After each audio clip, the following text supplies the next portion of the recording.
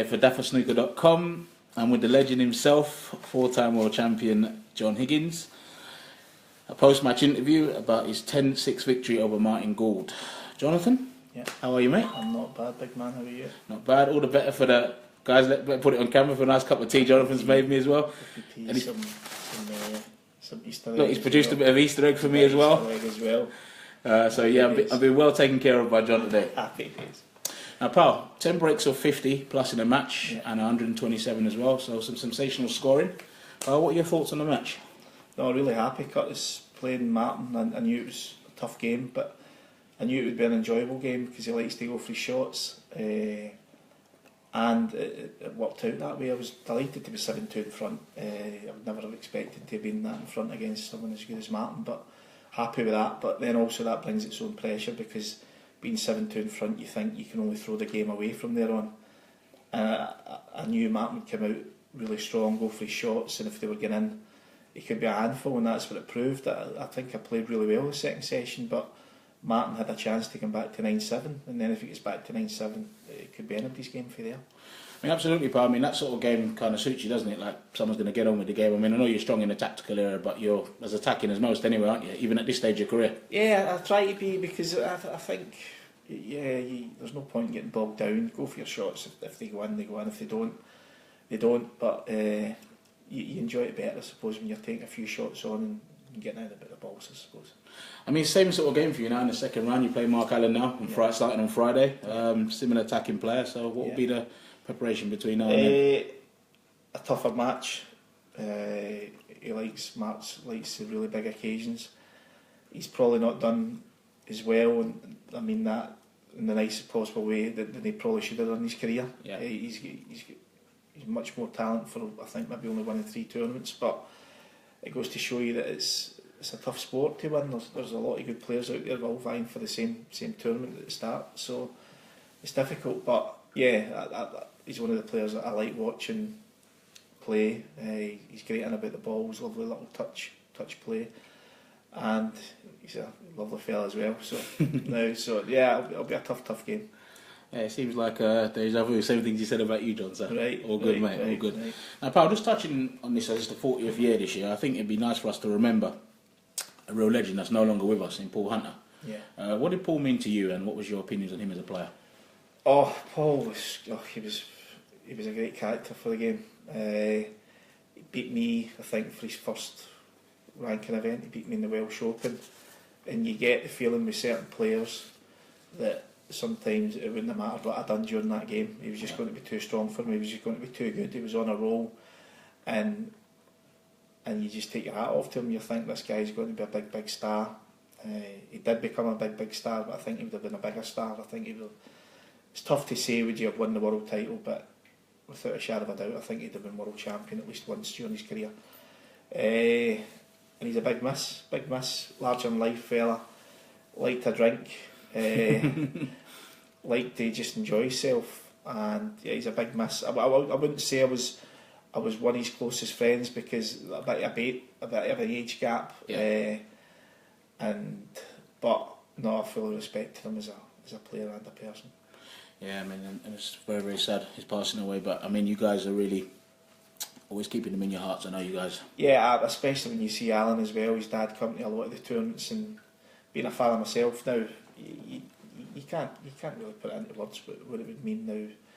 You shouldn't really have to be burying a son. So there's nothing you can say to Alan, and he still comes along and enjoys it, and obviously, but it must be so tough for him. But I think it's been brilliant that the Masters last year was finally renamed after him, which was a long time coming. I think when Paul did pass it, the Masters was such a big tournament in his life, and he left so many great memories with the three deciding frame victories. Incredible comebacks, and I think the 3 matches, and it's a long overdue now that accolade being the Paul Hunter Masters. Fully agree, John. Now, John, as you know, I've given the fans a chance to ask you a few questions, and on the Facebook Live, but they've sent me some questions first. So, guys, you've got another probably 5 to 8 minutes to fire anything at me, but I've got some questions for you here first, John. A gentleman called Anthony Hebelwaith from Wakefield has asked, would you be interested in appearing at junior academies to help promote youth development in snooker. Yeah, without a doubt. I know that there's some great work done with the Paul Hunter Foundation, the people running it behind the scenes and getting the young boys off the streets and getting them involved in snooker. But that's something that I think we're lacking in Britain. I don't think we've got really the academies for the British youngsters. I know there's a few academies round about here that cater for the Chinese players, the young Chinese boys. Yeah. But I definitely think there should be more academies in Britain helping the youngsters of the UK, definitely. Absolutely. So it sort of like follows on for the second question, because Jeremy Ben asks, do you think there's been enough being done in the UK to help junior players? If not, what exactly needs to be done? No, there's nowhere near enough been done. I believe Sean Murphy's been trying to get a junior series and an amateur series off the ground. I don't really think he's been given much help by our governing body. But when you think about it, Curtis, over the years, even when I was a young boy, it's only been like self-made men that own clubs and help pump some money back in and help the youngsters when I was growing up. It was nothing at all to do with the local councils or Sport Scotland or Sport England. We've never had any help for those governing bodies, and which is a shame, because snooker as a sport has been a big part of British sport, definitely. And it's about time these bodies helped. Yeah. Now the sport of snooker, but I don't really know the ins and outs of it. I know Jason Ferguson for the WPBSA has been having discussions with them, and I think you've got to go down the Olympic route and the Commonwealth Games route and things like that then could maybe open the doors to it. So I think there'd be a lot of red tape involved, but it's a shame because, as you say, with a lot of the tobacco ban and the drinking ban and things, a lot of these clubs are closing down, which is a shame, and that's stunting the growth of the junior players today in the UK. Yeah, I mean, totally agree. I mean, it's strange when you see like a lot of the players going to schools in China when they're obviously in China at the China Open, Shanghai Masters, they pop into schools. It'd be nice to see them actually doing it here, because I don't see any main tour players actually popping into schools and that. Obviously not off their own back, but I think World Snooker needs to do a bit more where that's concerned, because obviously in China it's grassroots level, it's part of their curriculum. It's never going to be part of the curriculum here, but it'd be nice to see some of the players with World Snooker's backing going to schools and actually try and encourage the kids to play. You know what I mean? No, you even see it. You see, like when you watch the football and the match of the day and things, and you see all the top clubs getting involved in the grassroots of the local area and things, and as you say, like a lot of the players do go in, and you try and help the youngsters in some of the clubs, but a lot of the players now don't really play in clubs. A lot of them play just in their own houses or in their own self-built facility that the youngsters of today are not really getting to go in and see the top players playing clubs now. They're all in maybe smaller academies, or they're playing in their own house. Right, John. Young Ronnie from Coulsdon asks, what made you take up snooker and what's been the highlight of your career? The reason I took up snooker was lucky, probably. It was when my old man, my dad used to be an electrician, and he would work 2 weeks offshore, and then when he come back for 2 weeks, it was just an excuse to get out of the house and go for a few pints. And that's how he took me and my older brother down to a local snooker club that opened in my hometown of Wishaw.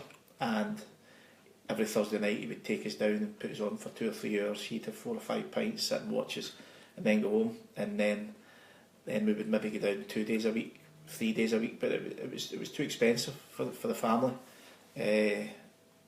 Because obviously I had 2 brothers as well. My older brother used to play, but it was too expensive. But yeah, that's how I started, local club in Wishaw. And then my highlight I'd probably have to say obviously winning the world title for the first time in '98, but I think the one that pushes that close is the last one that I won when I played Judd Trump. 2011. Good final, and the atmosphere, I don't think I'll ever forget the atmosphere when we were introduced into the arena at night. That'll live with me forever, I think. Good man. Now, Chris Gaynor asks, in your opinion, who is the most improved player in the top 64? The most improved player in the top 64? I'd love to say Big Kurt Martin. Now, I know now, but good friends with him, and we all wished we could get through the World Championships here, but Who? It's a tough one. I know. We keep on going on about the young Chinese boys, but they're good already. Yeah. It's a difficult one.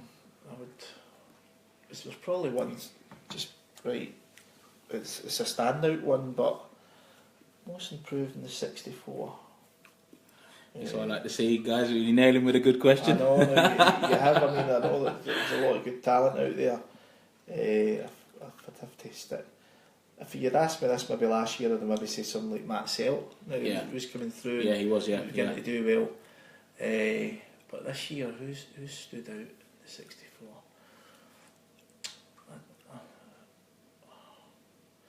That's a toughie. It's a toughie. I actually don't know. I don't know anybody that's really jumped out at me. Can I leave that one? Yeah. Oh yeah, go on. We'll come back to that. We'll come back to that. All right. Kelvin Platten asks, do you think you've got it in you to win a 5th world title? I done an interview yesterday, and being honest, I always dreamed that I would win the world title again before I won the last one.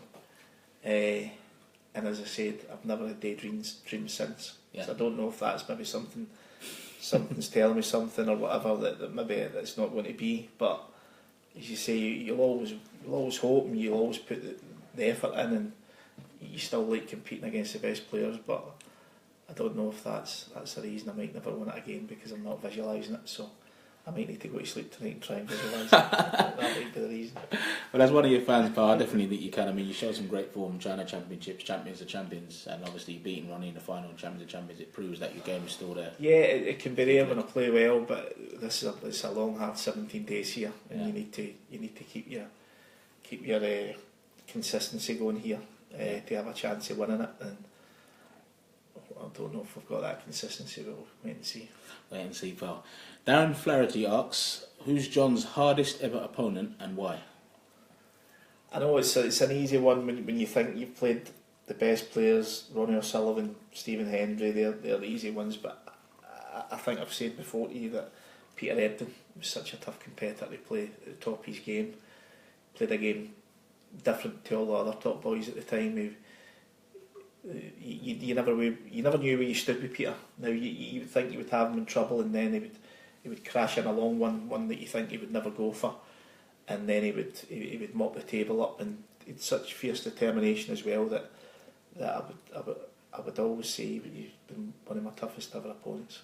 Yeah, good man. Now, John, you got a question from one of your fellow professionals here, which I'm interested to hear your answer on. But can you name me your top 10 snooker players of all time? Top 10 snooker players. Who is it? The player. Oh, sorry. Questions from Peter Lyons. Peter Lyons, right? The world seniors. The world seniors champ. The world seniors champ. Peter, every credit to Peter. Well, Peter would have to go in the top 10. Maybe say 10 because I've never beat Peter in my life. So I'll give him a mention, right? He's in there. He's at number 10, Peter, right? And I mean that seriously. And I'll go from 1 now. I'd have to say O'Sullivan. I'd have to say Ronnie. I'd have to put him at the top. Okay.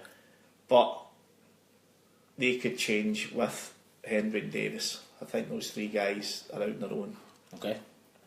Number 4, I'll say Williams. Yeah. Number 5, Selby. Yeah. Number 6, Robertson. Yeah. Number 7, Ding. Okay. Number 8, Hunter. Okay. And number 9, Ebdon. Ebdon, yeah. Good man. John, can I ask you one more question? It's a personal question I want you to clear up for me. And look at that, John's phone has gone off here, mate, guys. Sorry about that, sorry. It's a good thing we don't do any of this. John, get rid of that ringtone, mate. Listen to that ringtone. Right.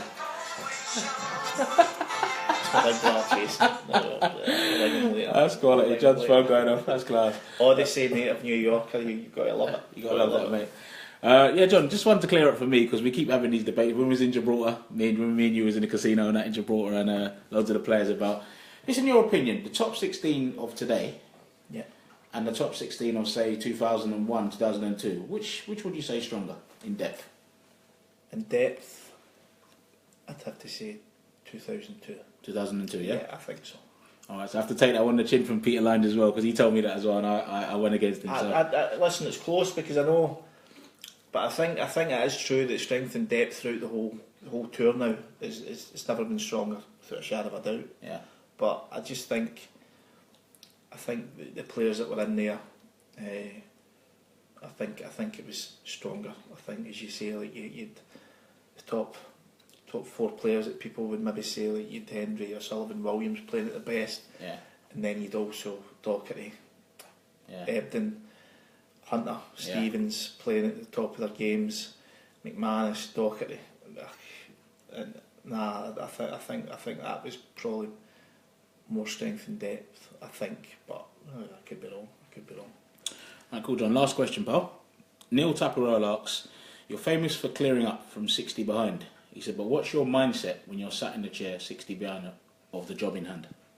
It just depends. It depends. Like yesterday, taking it against Martin Gould, I was 50 down, 9-6 down, but I was feeling confident in my own mind, the way I was playing and the way I was hitting the ball, that when I went to the table I fancied doing it. Yeah. But there is sometimes you go to the table and you're not feeling the best. Yeah.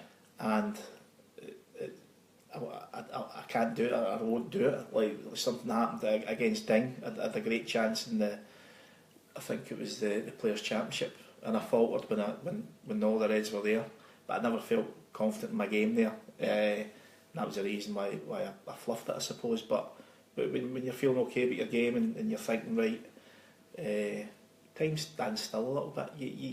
You're not as nervous. It's probably the most calm that you'll feel during the game, I think. Yeah. Good man. Well, John, look, it's been awesome talking to you as That always. was all right, big man, but I've still not told you who the most improved player. Oh, you haven't? Yeah, that's right. Good point. I thought you were trying to just dodge out that one. I've not told you the most improved player in the top 64. Peter's boy Oliver. I thought he could have maybe come through a little bit more, but he's learning the game and he's getting more all round, and I'm sure it'll come. Yeah. I don't know. Can you give me any clues, big man? I think Michael Holt's a massive shout. He's improved Yeah, so much, but hasn't he's been about for a while, isn't he? He's been about for a while. I'm thinking Dave Gilbert. Dave Gilbert. Yeah. You've got McGill. McGill as well. Who's won the two rank events. Kyron Wilson as well. Yeah, so I think it could be any one of those, couldn't it? Really. There's a few of them. I can't really. Nobody's burst through. Yeah. And say get into the top 16 in 2 years. It's most improved. So yeah, it's a tough one. Good man. Well, John, as I was saying, mate, it's always awesome talking to you. Yep, you too, big man. And all of us at daffersnooker.com want to wish you the very best for the rest of the tournament, pal. Cheers, I appreciate it. Cheers, mate.